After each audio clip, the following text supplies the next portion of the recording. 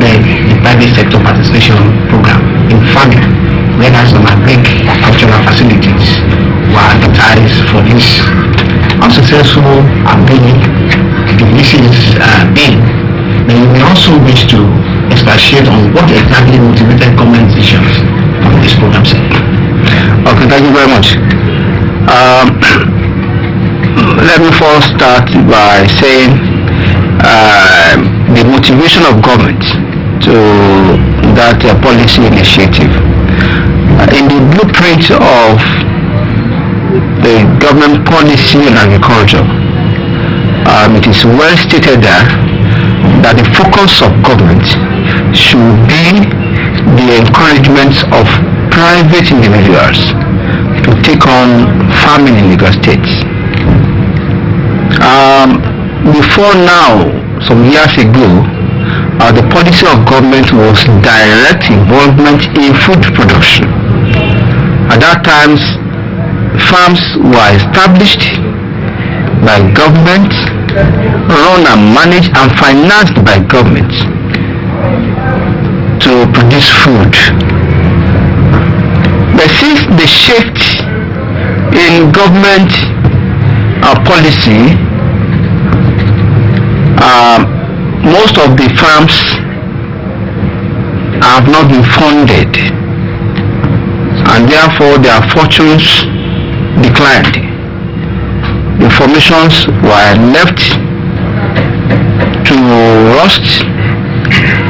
The machineries, the equipment were left unattended to. And what we found when I took stock at the beginning of this administration is that most of the production formations have been left to rust.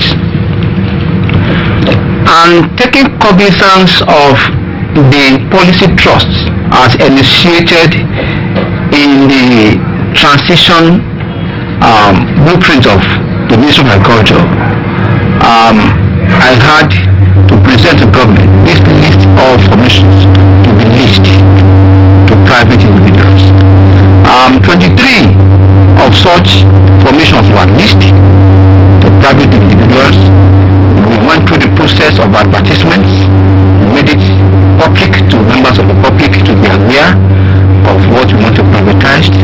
Our responses, people responded to it, and the ministry constituted a screening committee that comprised members of the private sector and the ministry officials to screen, to receive and screen applications and interview VCs. At the end of the day, successful applicants were offered the formations, and some 7-9 months ago, the VCs have taken charge of these formations, and by now I can tell you the fortunes of some of these formations have been turned around. The activities, reasonable commercial activities is taking place in most of these formations. These individuals are now injecting their own private fund into these formations, and it's being regenerated. Specifically, if one visits the Lagos State Government Ashery, what used to be the Ashery at the Tamaga, today there is private funding into it with a view to reviving it. If one visits the fisheries complex at Victoria Island, which comprise the cold rooms, the ice block making machine, and all the facilities attached to it, private funding is going to it, and the place is being revived. If one visits the poultry center at Ijede, which was abandoned, the cages and all the houses that were collapsing, if you visit the place today, private funding is going to it, and the place is being revived. So also the same thing can be said about the Ekiti poultry center. It was a large, very big expanse of land. Go to there today, you will see activities going on. So in most of this, we go around these 23 formations, activities are going on. And what I intend to do to monitor, my intention is not just to lease and leave it out like that. My intention is to lease out and to monitor the leases to ensure that these formations are being used for the purpose of agriculture and not for anything else. My intention is that by the time it will be 1 year of this period, we will be calling back again the committee that handle the process of leasing out with a view to going out to monitoring and giving a report on the status of these formations.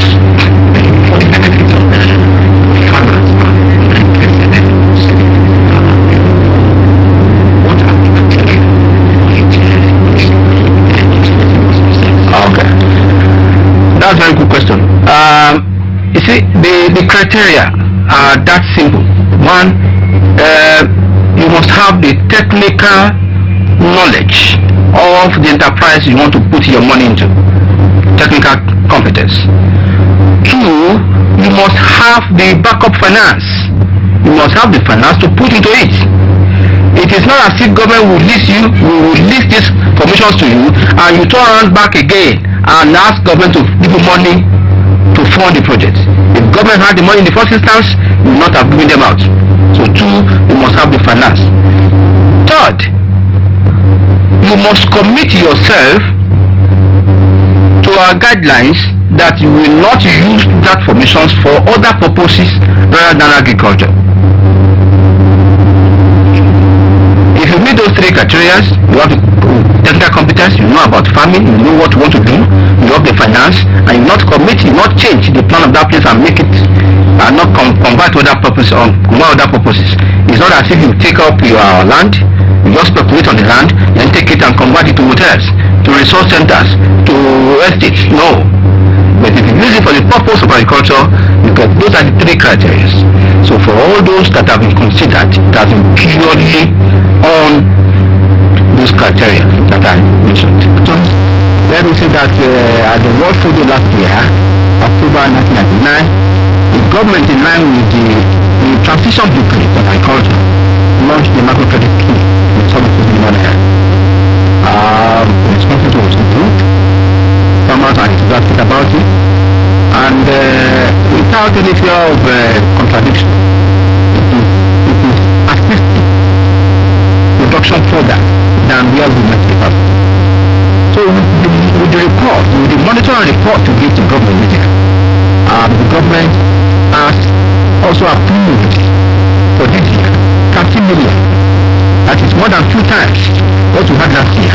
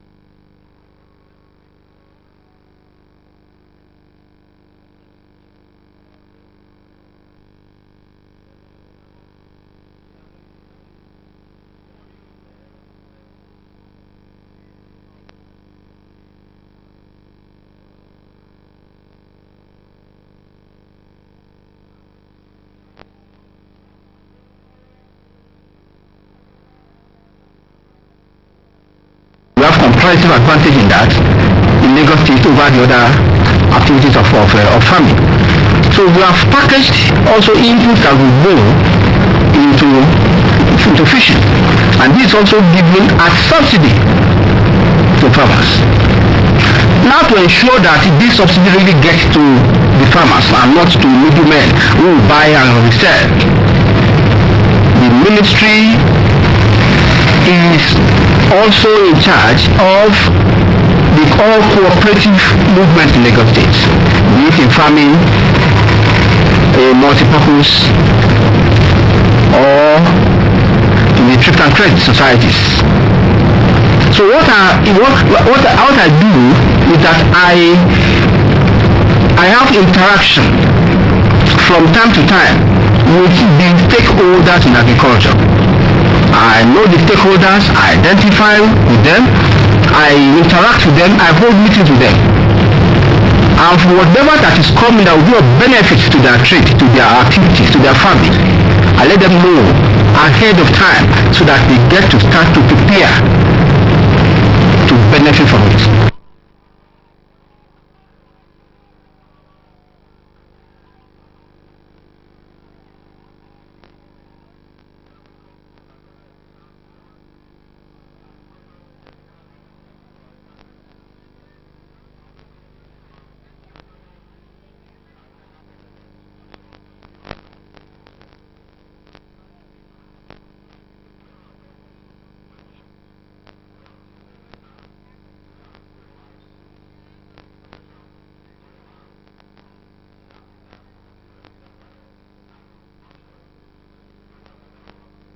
Insight for me from the ministry to know what is coming to their farmers and delivered to their members. Thank you very much. So, the recent proposal, the 600 million project, has one of the major agricultural programs that in Lagos State. Can you shed more light on the modalities? Yeah, thank you very much. You see, I must tell you, Lagos State is a proactive state. Without anything saying, will act ahead of time. Lagos State is the only state in the Federation that has been working on these projects and giving us the results we have today. In fact, I just learned that the federal government, because of the level of achievements you have achieved with that program with the FAO, the Food and Agriculture Organization of the United Nations, is now trying to bring some other states to come and benefit from that package. Simply put, the project is about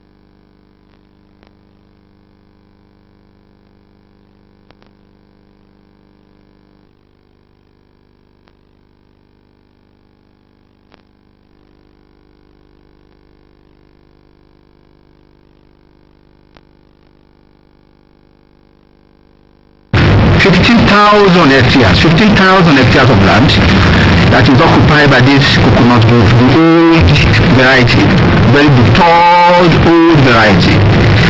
And we have here also been to identify that there are about 3,000 farm families that are involved in the production and processes of this coconut grove.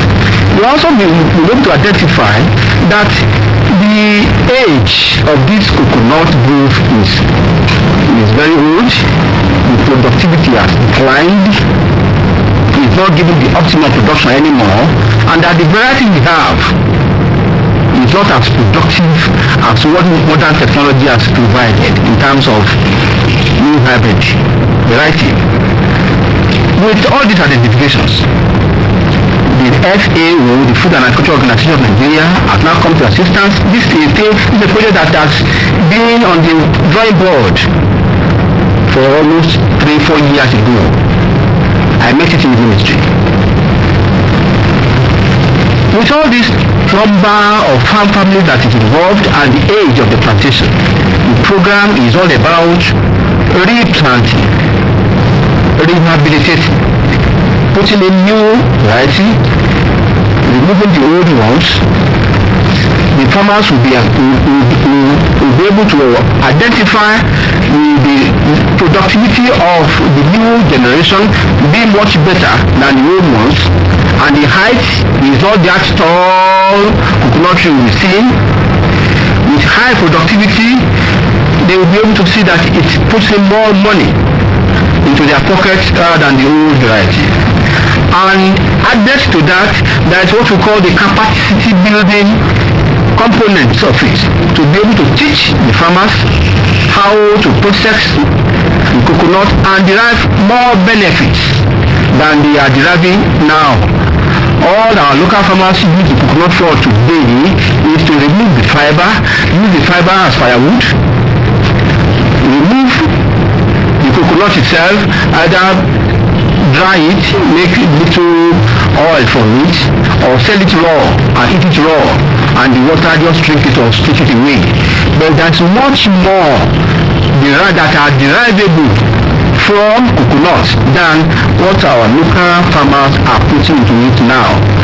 So another component of that package is capacity building, teaching them new techniques, bringing in high yielding new varieties, and putting in more money by attracting some cottage industries and more agro-based industries into their local areas. It's a program that is designed for the next 15 years. A total of 600 million naira, that is $5 million has been estimated to be put into it over the period of that 15 years. Lagos State will be bearing almost 80% of that. The farmers will be contributing a minimal part of it, and also the federal government, from what I learned this morning, is enthusiastic about that project and has made an input into the next year budget to support that program for the first time, and that is because of the efforts made by Lagos State.